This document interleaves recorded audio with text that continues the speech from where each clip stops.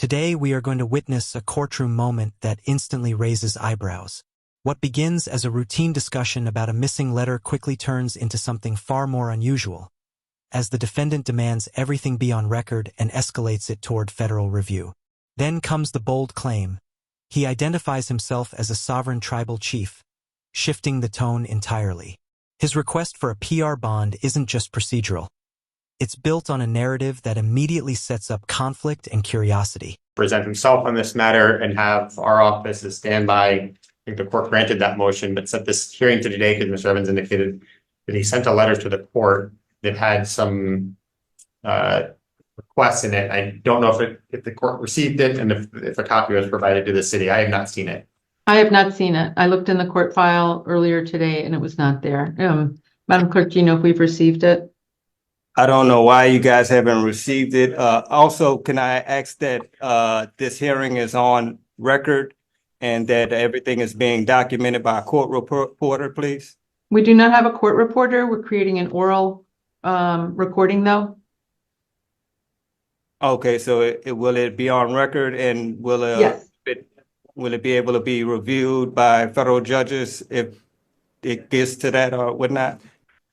Okay, I can read a copy of the letter. I mailed the letter out. There's no reason it shouldn't have reached you, but the letter had very personal and sensitive information regarding my sovereignty as a chief of a sovereign tribe that's federally and internationally recognized. I don't know why that letter didn't make it to you. I mailed it out last Tuesday, so it should have definitely gotten to you guys by now. I'm having issues with getting to the law library. I've been in the hole.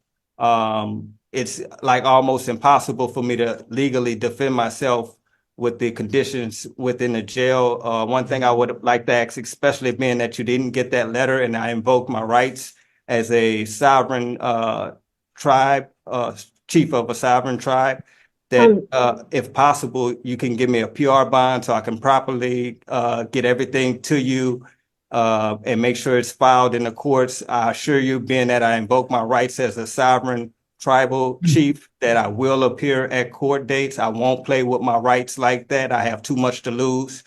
And I have a leg injury. But the main thing is my legal part and getting the proper defense. And then the mail that I'm mailing out, it's not even getting to you. So I know I'm gonna have an issue defending myself from the inside of this jail. If you could do that for me, I humbly, respectfully ask that you give me. This is where the tension spikes fast. The judge carefully reviews the letter but wastes no time shutting down the request for bail reconsideration.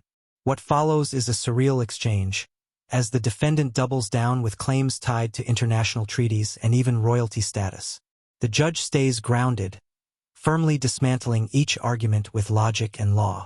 This moment captures a clear clash between belief and legal reality, ending with a decisive denial that sets the tone moving forward. A PR bond so I can at least properly defend myself, especially that I invoke my rights as a tribal chief. I believe we've already had multiple bail hearings. I'm sorry, Madam Clerk, you were saying?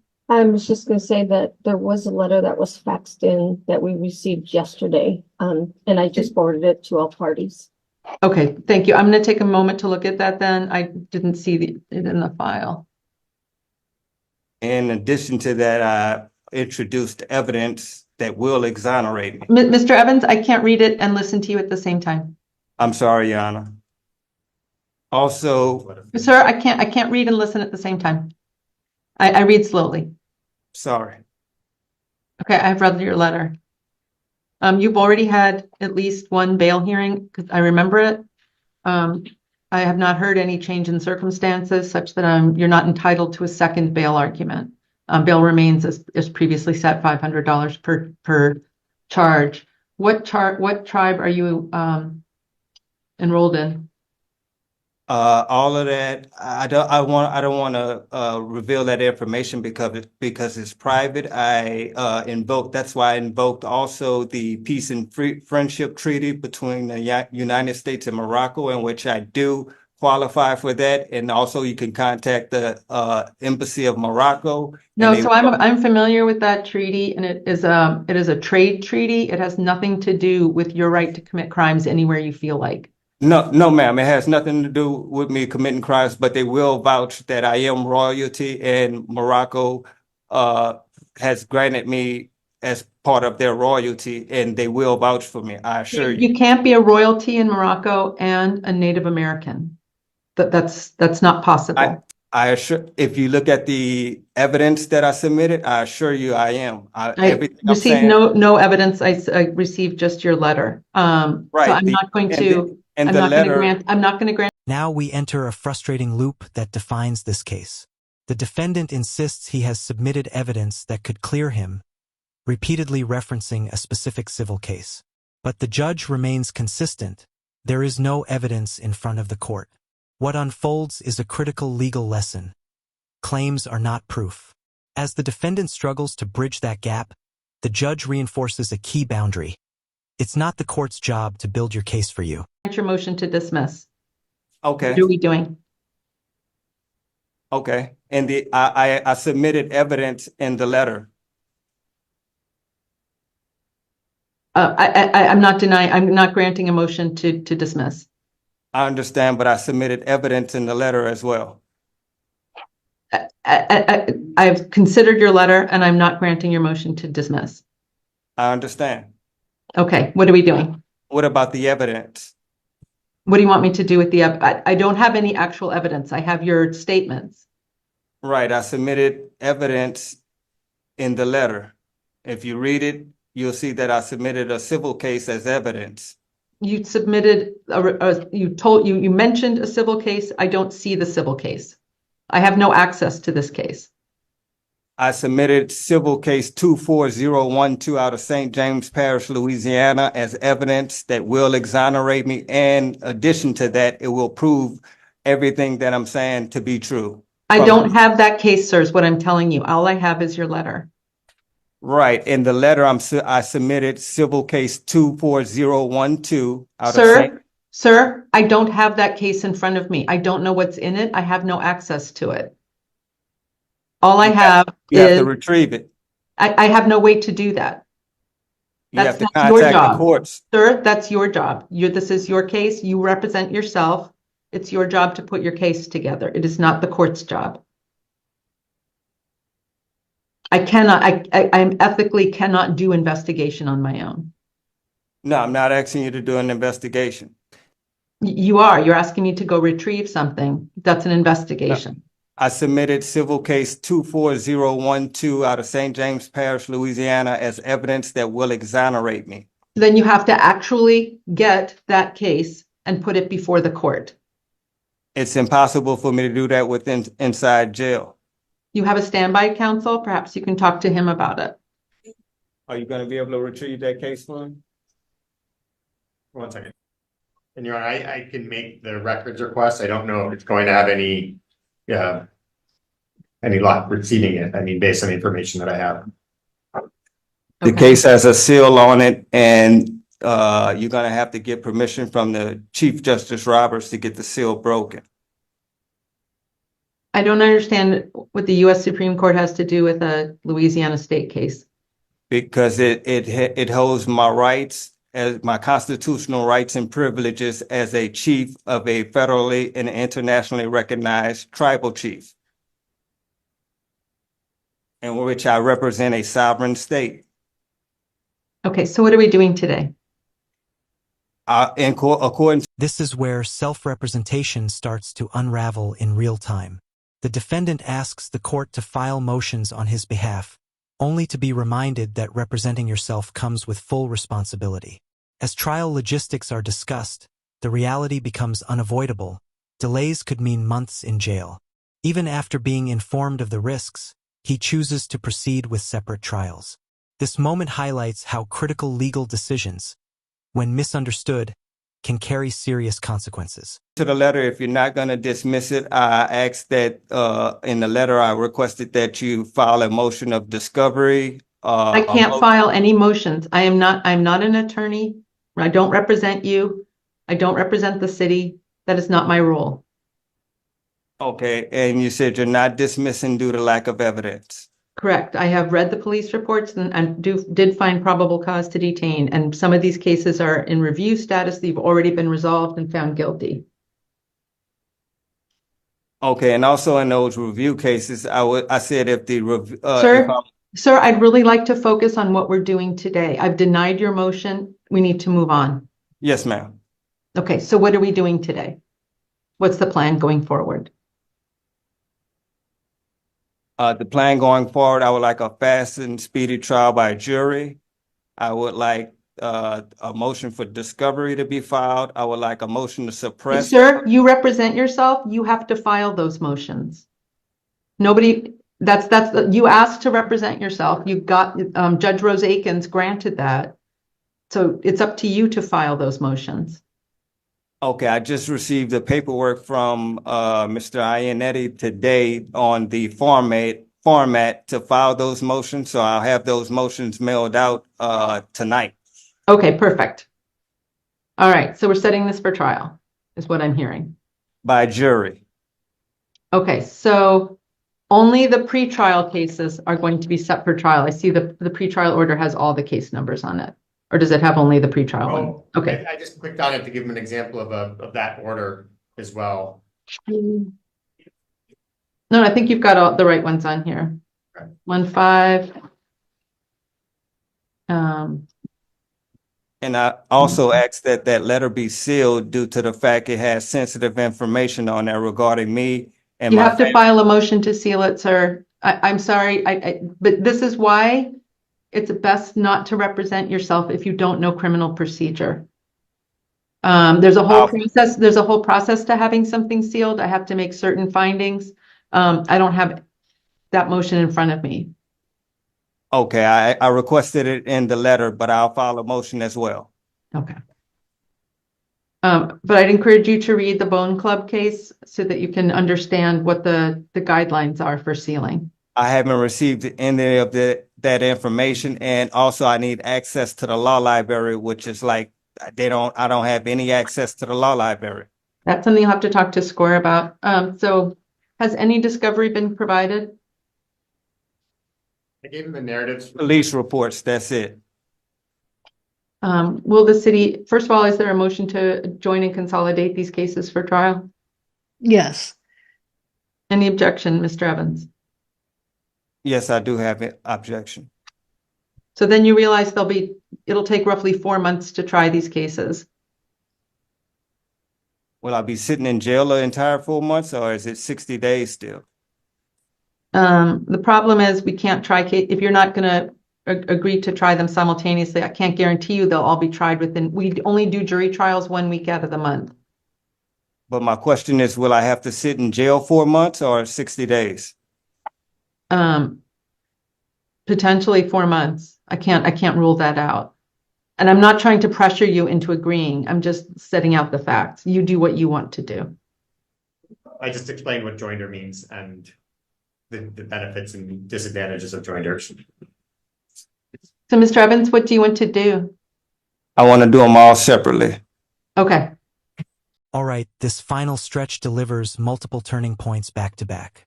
The courtroom dives deeper into legal confusion, from misunderstood defenses to denied procedural requests. Then comes a rare moment. The defendant successfully points out a bail inconsistency, and the judge corrects it. But just as quickly, the atmosphere shifts again when it's revealed the hearing is being live-streamed. The defendant reacts with concern for his safety, yet the judge closes firmly, reinforcing that statements alone are not evidence. If you found this breakdown insightful, make sure to like the video, subscribe to the channel, and we'll see you in the next video. We'll set them. Here's what I'm going to suggest then. I'll put this out to you guys. You tell me what you want to do. Set them all in the June term, and then whichever one goes. But we'll have them all set so that it'll depend on who's available and such. Okay, but they are not joined. That unless somebody files a motion to actually hear it. But as of now, nothing is joined. Okay. Yes, Your Honor.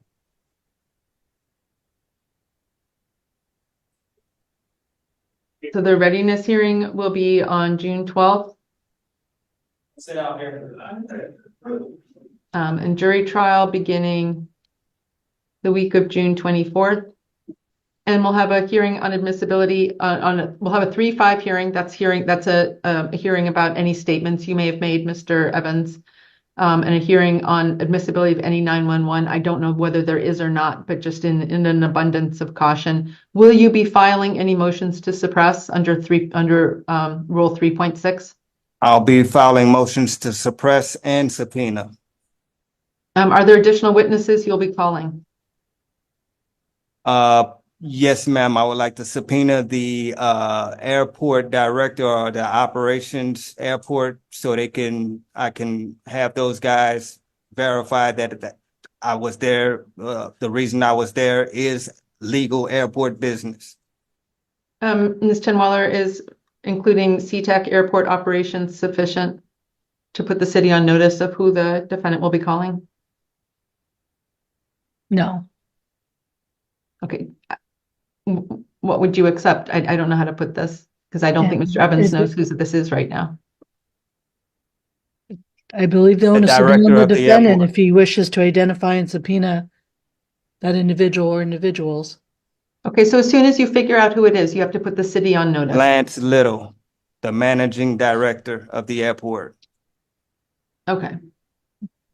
SeaTac Airport Managing Director Lance Little. I've included that. Got it. Will you be offering any affirmative defenses?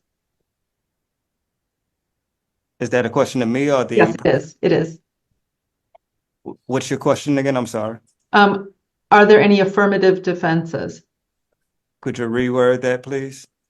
Perhaps Mr. Ainati can help. Yes, 1 second. Yes, ma'am, I do. I will be providing an affirmative defense and the right that I was a law-abiding citizen at the airport. So I think that's general denial. That's not an affirmative defense. Well, also that I was a passenger of a business that operates legally in the airport, of a charter bus company that legally operate. I was a customer of a charter bus company that legally operates in the airport. So still, that's just general denial. That's saying I didn't do it. Not an affirmative defense is saying you did it, but there was that you were allowed to do it. Right. I was at the airport, and the reason why So that is general denial. That is saying there was no crime that was committed. That's what you're saying, right? That you did not commit any crime. No, I'm saying that I was a customer of the airport. It's Correct. not an affirmative defense. An affirmative defense would be saying I trespassed, but I had to because I was being chased by someone and I ran into the airport for safety. It was necessity is an affirmative defense. Okay. Lawful use of force is a defense. In that Just case, saying I didn't do it, I was allowed to be there is not an affirmative defense. It's a defense. I'm not saying that it's not a defense. I'm just saying it's not technically an affirmative defense such that you have to put the city on notice. okay, according to your definition, I guess it's not an affirmative defense. But once again, could they close the door so I can make sure I'm hearing? Can I re-verify that everything is being recorded and that everything's on file? And I would also like that a court reporter be present for all future hearings and possibly for this one as well, if possible. We will not have a court reporter. We are not required to. We are not a superior court. We don't have a budget for that. We record everything. Everything is recorded. But we do not have a court reporter. We do not have access to a court reporter, and I'm denying that request. Yes, ma'am. And also, could I file a motion to appeal that? You have to actually file it. You can't, you don't need my permission to file a motion. You can just file it. I mean, a notice to appeal, I'm sorry. So I would get that information from Mr. Ianetti because I don't have any access to the law library to get these motions or notice of. Sir, you have to have a basis in law to request that. I can't imagine. We are not courts of record in that sense, like a superior court. We do not have court reporters. I understand, but I feel my constitutional rights are being violated. So there isn't a recording of everything. Everything can be recorded and transcribed, but we don't have a real-time court reporter. Okay, what's the difference? I can explain. I'm ready, Your Honor. Okay. And it looked to me like what is current speedy in custody, Ms. Chenweller, do you know? 719. Thank you. All right, Mr. Evans, bail remains $500 each case. We'll see you back here, each count rather. We'll see you back here on June 12th at 11 o'clock in the morning. Stay in touch with Mr. Ainati. He can help you. Ms. Judge, Your Honor, my bail was raised. Is there any explanation for my bail being raised? Some of my cases was $250. It went from Was it? $250. Yes, ma'am. Oh, I'm sorry. You mean I just said that I changed it right now? I see that. It was changed by the previous judge. It was raised to 500. She went just off the notion of what the lawyer said, which was inaccurate. And then the inaccuracy was passed on to you as well. And then you were about to redouble down on it.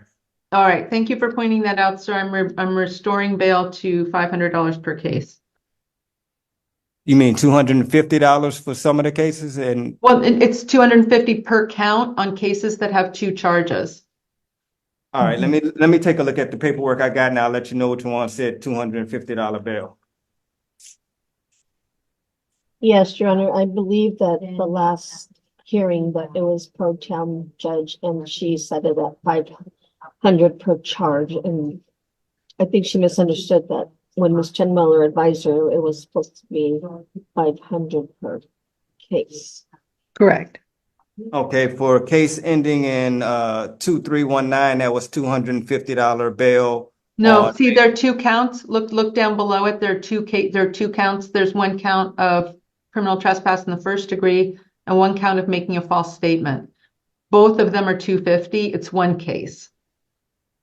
Okay, so you combine the 2 charges and it comes up to 500. I got Correct. Correct. So it's 500 per case, but I'm restoring it to that. I believe there was a Scribner's error in the last order. And I thank you for correcting me, Mr. Evans, or pointing that out. So it is now, so on the case, and similarly, the case ending in 525, that's the last case. There are 2 charges on that case as well, and it's $250 each charge. Okay.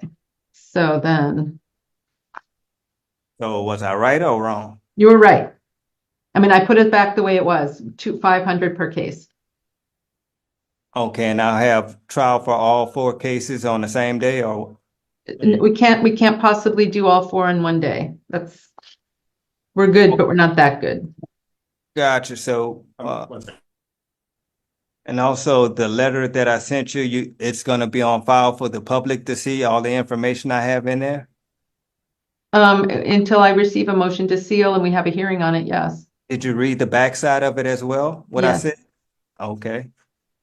But sir, so this is why I'm encouraging you to look at the Bone Club case, because that sets out the criteria by which a court can seal a document. It's not, I can't just seal it because I feel like it or because you want it sealed. There has to be a justification. It's a matter of national and homeland security. You can't just say that. You have to show me why it is. Because it's an investigation. So again, you can't just say things. You have to, I need the whole story, not just little bits. And just so you're aware, we are streaming this hearing live on YouTube before you go any further than you want to. Right. So my whole life is in danger at this moment because of this. I clearly wrote in a letter that I'm connected to an investigation that is a matter of national and homeland security. But you can't just say that. You have to show me the whole thing. I can't just take your word for it that that's an issue. You're muted. You're muted.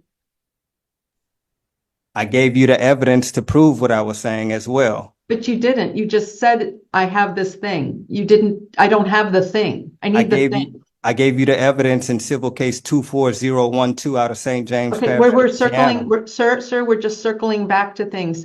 I do not have that case in front of me. You have to present that case to the court. You can't just say there is a case.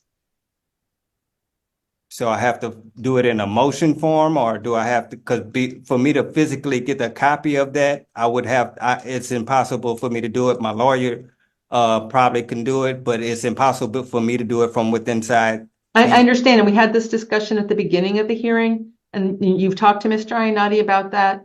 I can't do any investigation. I am not your attorney. I'm the neutral party. I'm not the city. I'm not you. I will do no investigation. That would be, frankly, I could be sanctioned for doing that. It's up to you to present evidence to the court. It is not the court's job to find evidence. Okay, in the letter I did present it as evidence. It's not evidence. It is just claims. All right, so I actually have to file an actual motion as evidence, and It's not the motion. You have to file the evidence, the thing itself. you mean the actual physical copy of the civil case? Yes, that is exactly what I mean. I don't have the actual copies of the civil case in front of me due to the fact that I would have to call the courts to get it. And I cannot do that from inside of this jail, and they will not fax that to me from the inside of this jail. Okay, so we're having the same conversation over again. You can talk to Mr. Iannotti about this. But I can't, there's just a limit to what the court can do. All right, thank you, sir. We'll see you back here on June 12th.